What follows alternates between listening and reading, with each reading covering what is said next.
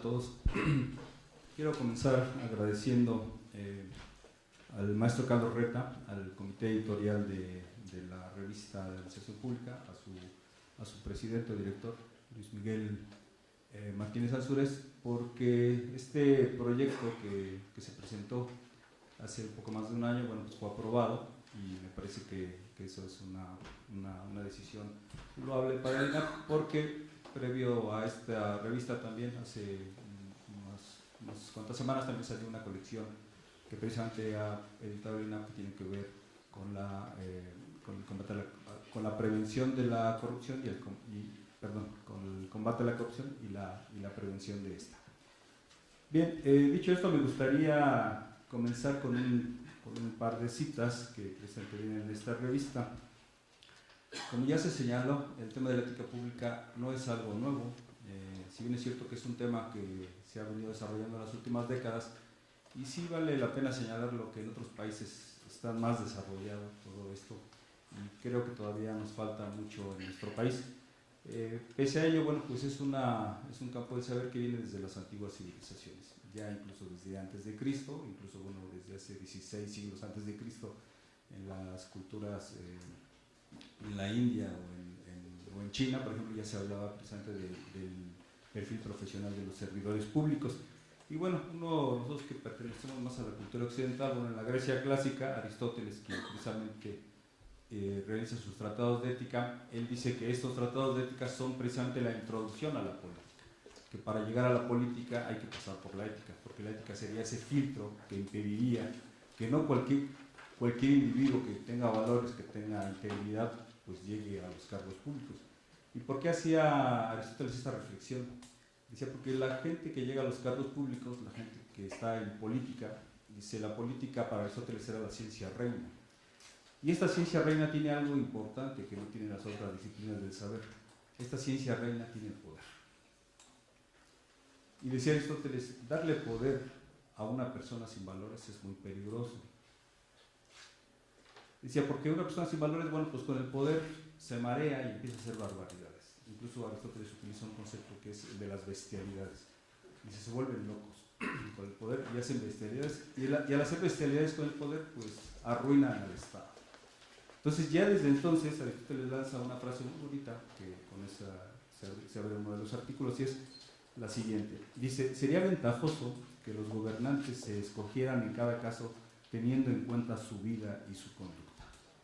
Es una frase que me parece muy, muy bonita, y le digo, con esa se abre un artículo de esta revista.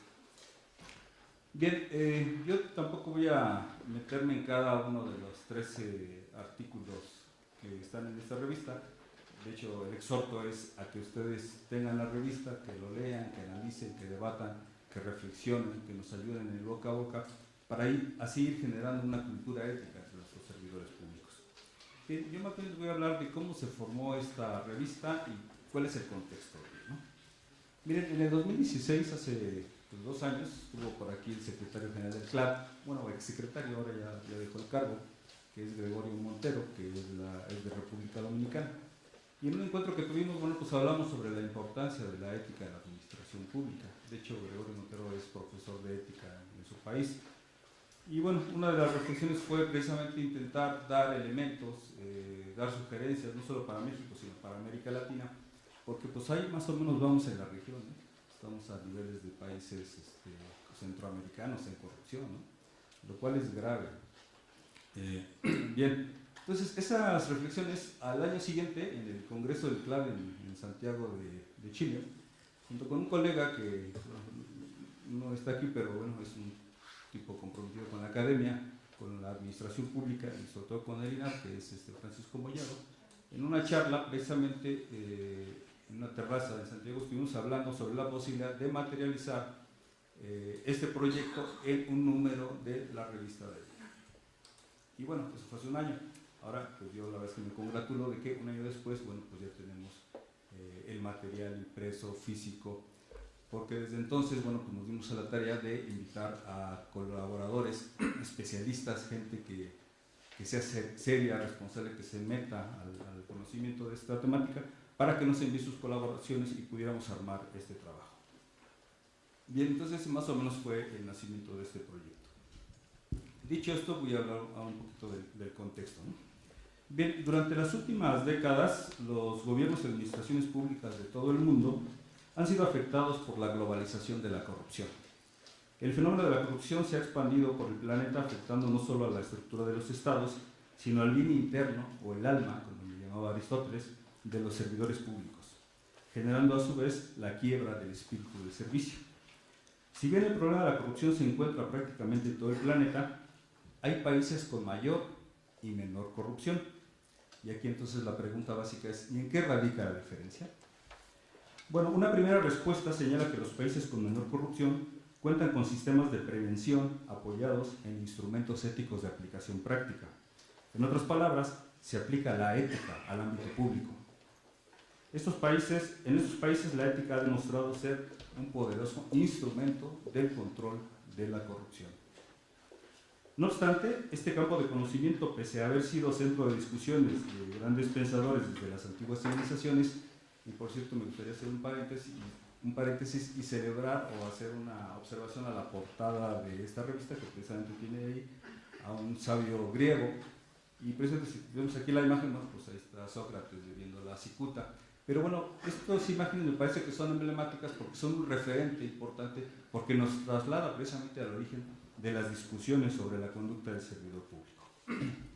Bien, no obstante este tema, todavía, pese a que estamos en ese empuje tratando de generar una cultura ética, todavía es descuidado, es ignorado y es omitido mucho en el servicio público. Afortunadamente, en las últimas décadas se ha producido un impulso para incorporar instrumentos éticos en los gobiernos. Desde la década de los 90 del siglo pasado, la OCDE elaboró y propuso para los países miembros el modelo de infraestructura ética. Es decir, la ética ya no es solamente esa discusión teórica, como algunas personas piensan, que es filosofía, que es algo abstracto, que es algo utópico. Como bien decía Edgar, la ética es práctica, la ética hay que aterrizarla, la ética hay que hacerla operativa. Y de hecho, otra cita de Aristóteles que es genial es: no se estudia ética para saber qué es la virtud, sino para ser virtuosos, para aplicarnos la ética, para interiorizar los valores y llevarlos a la práctica. Pero ese es ahí el reto de la ética: cómo hacer que los corruptos interioricen valores y dejen de ser corruptos, ¿no? Pero ese es otro tema que más adelante vamos a analizar. Bien, con el inicio de este siglo, también la Unión Europea emitió un Código Europeo de Buena Conducta Administrativa, y de hecho la Unión Europea tiene sistemas de medición ética del comportamiento ético de los servidores públicos. También al principio de este siglo, Naciones Unidas emitió el Código Internacional de Conducta para los titulares de cargos públicos. La OCDE también tiene su departamento de ética pública, y bueno, un dato histórico también es que después del caso de Watergate en los Estados Unidos, en 1975 se crea la Oficina Ética de Gobierno. Es decir, hay un área que está ligado al Poder Ejecutivo y tiene que ver con asesorar precisamente a los presidentes para que no hagan barbaridades. Aunque ahora, bueno, habría que preguntar qué hace esa oficina ante Donald Trump, ¿no? Bien, ahora bien, si bien en relación con los países desarrollados, México apenas va incorporando el tema de la ética pública en sus instituciones, quizás sirva de consuelo saber que en relación con los países de América Latina sí estamos a la vanguardia. Colombia, Panamá, así como la comunidad centroamericana, integrada por 7 países a través de, no sé si conozcan, hay un organismo que es, por sus siglas es SICA, que es la Secretaría de la Integración Centroamericana, pues nos han pedido asesoría en estos temas de ética pública, y en palabras textuales de funcionarios centroamericanos dicen que en México está muy desarrollado en estos temas. Bien, en el 2011 se creó la Oficina Ética de Brasil, y también nos consultaron, nos dijeron que hace una oficina de ética, y nos pidieron apoyo para que les enviáramos materiales sobre ética pública. Ahora bien, pero ¿cómo estamos en México recientemente, en esta época contemporánea? Aquí me voy a permitir evocar algunos datos que creo que son interesantes. En el año 2002, todos estos dos que voy a señalar son publicaciones que se emitieron en el Diario Oficial de la Federación. En el año 2002 se creó el primer Código de Ética de los Servidores Públicos de la Administración Pública Federal. Dicho sea de paso, este código lo creó el periodo de Vicente Fox, por presión de la OCDE, que hablaba de que los países miembros tenían que tener ciertos instrumentos que fueran parte de esa infraestructura ética. Y entonces México no tenía código de ética, así que de inmediato se fabricó un código de ética y bueno, ya tenemos código de ética, ¿no? El 6 de marzo del 2012 se publicaron lineamientos generales para el establecimiento de acciones permanentes que aseguren la integridad y el comportamiento ético de los servidores públicos. En diciembre de 2012 se firmó el Pacto por México y en él hay dos acuerdos importantes: crear un organismo para combatir la corrupción y crear un Consejo Nacional de Ética Pública. En el año 2015 se publicaron los nuevos lineamientos en materia de ética pública. De un documento anterior se hizo la reforma, se modificó y se hicieron sugerencias interesantes. No sé si sepan, pero ahora ya, precisamente por estas disposiciones, todas las dependencias y entidades de las administraciones públicas tienen que tener comités de ética, tienen que tener códigos de ética, tienen que tener reglas de integridad y tienen que hacer pues, evaluaciones de cómo van estos temas en la conducta de los servidores públicos. Estos lineamientos que se crearon para la Federación, en las entidades estatales las han replicado. Hoy, bueno, también se ha vinculado con el Sistema Nacional Anticorrupción, después con los sistemas estatales de anticorrupción, e incluso se ha llegado al nivel municipal y ya también hay sistemas municipales anticorrupción, ¿no? Lo que pasa es que ahora ya todo, como ya se evocó por ahí, parece que esto está de moda y ahora nos estamos yendo al extremo y parece que estamos creando elefantes blancos porque no están operando todavía en la realidad, ¿no? Bien, el 3 de febrero del 2015, como resultado de los escándalos de corrupción por la Casa Blanca, resurgió la Secretaría de la Función Pública y dentro de esta institución se creó la Unidad Especializada en Ética y Prevención de Conflictos de Interés. El 16 de febrero del 2016 se publicó, y esto me parece un dato importante, también en el Diario Oficial de la Federación, un aviso mediante el cual se informa de la publicación del Código de Conducta de los servidores de la Oficina de la Presidencia de la República. Para mí es un dato importante, lo cual no significa que ya la gente sea ética, porque seguramente todavía habrá gente que practica antivalores, pero me parece que es un referente interesante. Es decir, si antes apenas se hablaba en la academia de estos temas, bueno, pues se está institucionalizando, se está normalizando, se está construyendo ya herramientas prácticas, se está pasando a esa otra fase, como bien dice Edgar, que es necesario y que hay que darle mayor énfasis, y es operarizar, aterrizar, institucionalizar estas herramientas éticas en el servicio público. Pero no solamente con los servidores públicos de mandos operativos, también en mandos medios, también en altos mandos y también bueno, pues en los titulares de las dependencias y entidades, y obviamente pues, llegar a los altos ejecutivos de todos los poderes públicos, ¿no? Pues bueno, ya se llegó a la presidencia, bueno, pues esperemos que esto sea un elemento interesante, una semilla para que esto crezca más ahí, ¿no? Y igual el 7 de abril de 2006 también sea otro aviso interesante en donde se informa de la publicación de las bases para la integración y funcionamiento del Comité de Ética y Prevención de Conflictos de Interés también dentro de la Presidencia de la República. Es decir, estos son dos avisos, uno de crear comités de ética y otros códigos de ética. En abril de 2016, la Comisión de Régimen, Reglamentos y Prácticas Parlamentarias de la Cámara de Diputados elaboraron el Código de Ética precisamente para esta Cámara, la cual entrará en vigor a partir de este año con el cambio de legislatura. Bien, un dato adicional que no quisiera omitir, también que me parece que es importante, y es que el año pasado el CLAD, que es el Centro Latinoamericano de Administración para el Desarrollo, dedicó su concurso anual de investigación internacional al tema Integridad y Ética en la Función Pública. Como yo les decía, tuvimos un encuentro con Gregorio Montero y hablamos de la importancia de estos temas ya para las administraciones públicas, no solo latinoamericanas, sino en Iberoamérica. Y bueno, dicho sea de paso, este concurso fue interesante, hubo tres países que participaron como miembros del jurado internacional, uno fue Chile, otro fue Perú y el tercero fue México. Entonces nos tomaron en cuenta para ser evaluadores de este concurso internacional. Bien, este hecho es importante por varias razones. Por un lado, se demostró que en el escenario iberoamericano se están haciendo importantes trabajos de investigación. Por otro lado, este organismo internacional se ha sumado a la construcción de una cultura ética en los gobiernos y administraciones públicas. Y por otro lado, mediante este concurso se estimula la participación para el tema de la ética pública. Con el número especial de la revista de Administración Pública dedicado a la ética pública, el INAP muestra su compromiso por esta temática al reunir trabajos de especialistas nacionales y extranjeros con el fin de que nos permitan comprender la importancia y necesidad de esta materia. La interiorización y la fortaleza de las convicciones éticas pueden cubrir el vacío existente en la estrategia contra la corrupción. Si ustedes analizan el modelo del Sistema Nacional Anticorrupción, es un modelo reactivo, pero no preventivo. Y en la prevención, pues se ubica el tema de la ética pública. Entonces ahí hay un pie del cual cojea este sistema, lo cual me parece que hay que fortalecer. Bien, sin embargo, el principal reto que afronta la ética pública no solo es el establecimiento de valores, sino su interiorización. Es decir, es posible saber cuáles son los valores éticos deseables. Pues podemos tener toda una lista: integridad, honorabilidad, probidad, responsabilidad, etc. Lo difícil es lograr que dichas cualidades arraigan en la vida de los servidores públicos, sobre todo en aquellos que no practican valores, sino antivalores. El desafío de toda ética consiste en encontrar la forma de concientizar al servidor público sobre la importancia de asumir valores por el bien de la comunidad política. ¿Cómo hacer que un corrupto deje de serlo?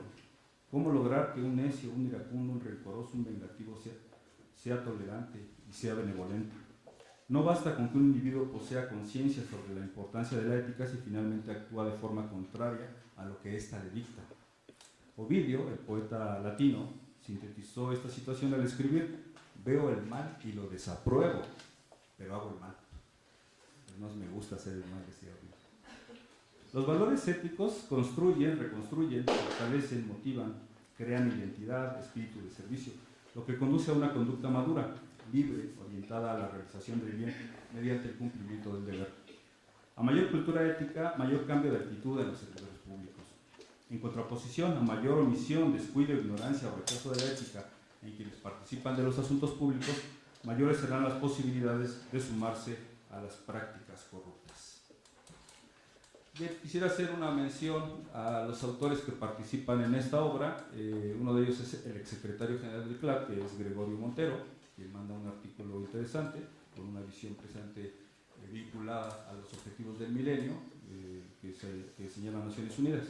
También participa el expresidente del INAP de España, Jaime Rodríguez Arana. Participa un profesor de la Universidad Complutense de Madrid, Jesús Lima Torrado.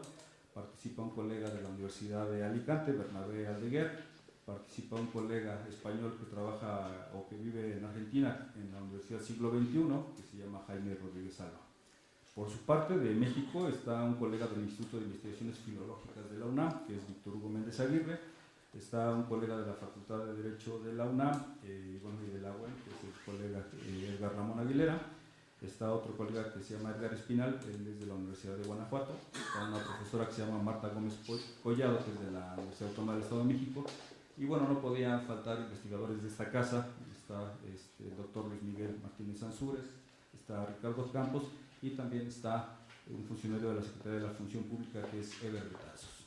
Son los que participan, son los autores. A todos ellos mi reconocimiento y gratitud por haberse tomado el tiempo para escribir e enviarnos un trabajo.